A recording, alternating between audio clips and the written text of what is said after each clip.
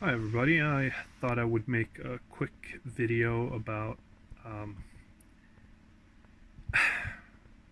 about the episode, the last episode of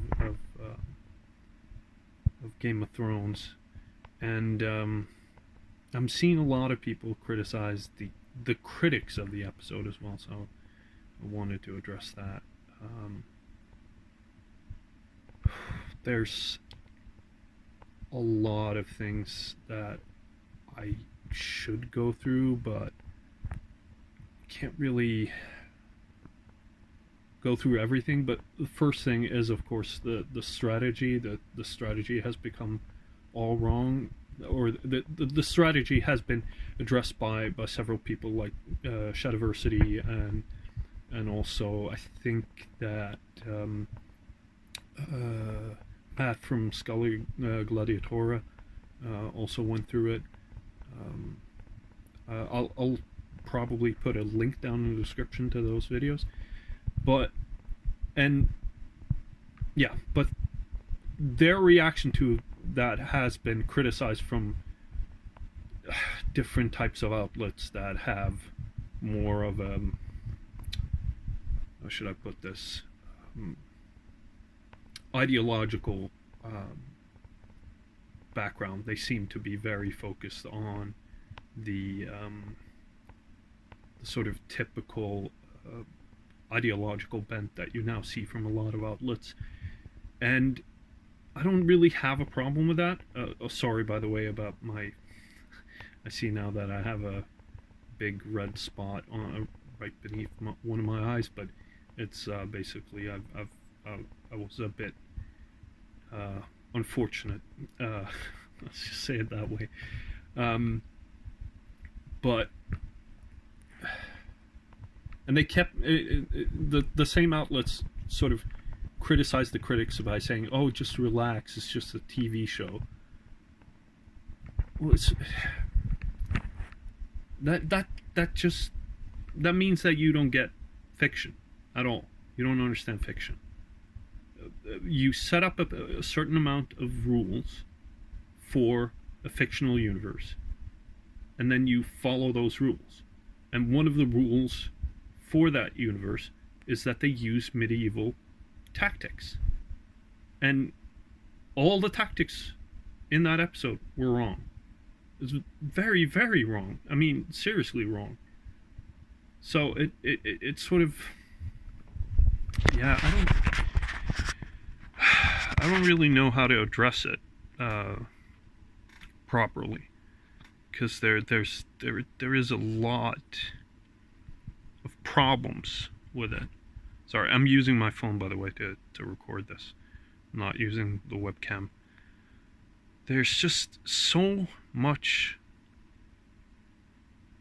wrong in the way that they did the tactics. They could have done the environment around Winterfell could have given them so much more choice and so much more advantages. For instance, the use of I saw, for instance, the use of fire arrows, and that became a big fucking point for me, because I hate the use of fire arrows in movies, and I am someone who's, I've worked in a lot of movie productions, so I know why they use it. It just looks good. That's one of the reasons. And that's not that. There are plenty of other things that they could have done. They could have huge vats of hot tar or burning oil or whatever on top of the walls and dumped it on top of the White Walkers when they came closer. There are so many more, both visually stimulating ways that they could have done that, and there's also better tactically. But I guess that to sort of create that sense of dread, or that sense of impending doom after the battle, when having to deal with the army down south, which yeah, we all know they're building up to that. That they're gonna try and make that the mainstay, and that's my major problem with the episode. They killed off the existential threat. They killed off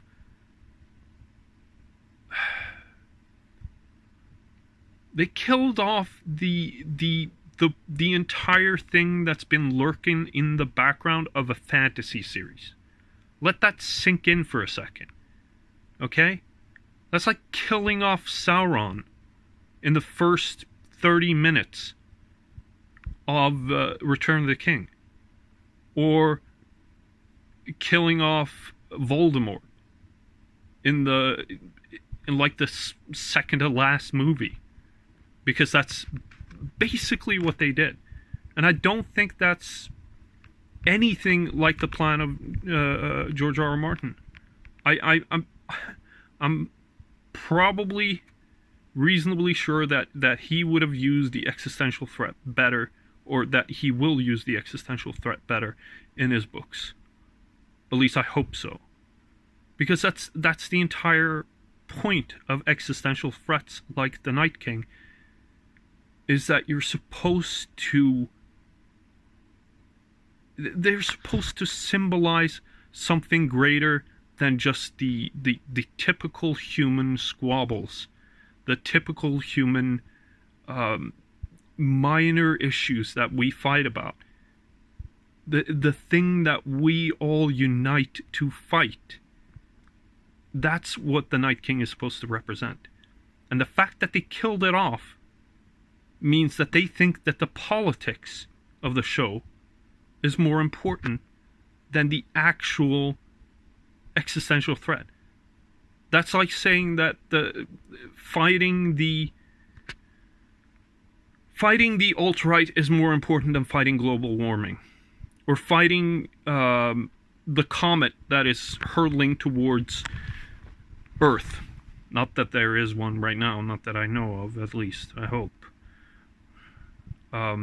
It's more important than fighting... no, not fighting that, or squabbling over economic or power, squabbling over power or whatever, is more important than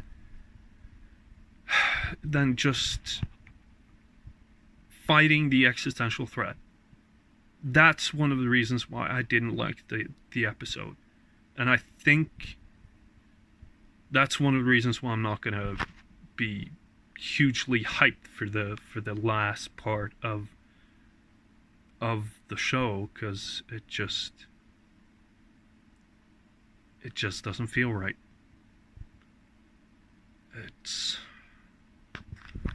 It's one of those things. It's one of those things that I don't think that the show really gets its audience. I mean, the normie, I shouldn't say the normies, but regular people may find the politics intriguing, but I think that the politics of the show will get boring without that overhanging threat. The last 4 episodes, I think it's 4 more episodes, are not going to be as exciting without that constant threat hanging over it. It's like killing off Jason in a Friday the 13th movie and just sitting around telling camp stories afterwards, or arguing afterwards for an hour.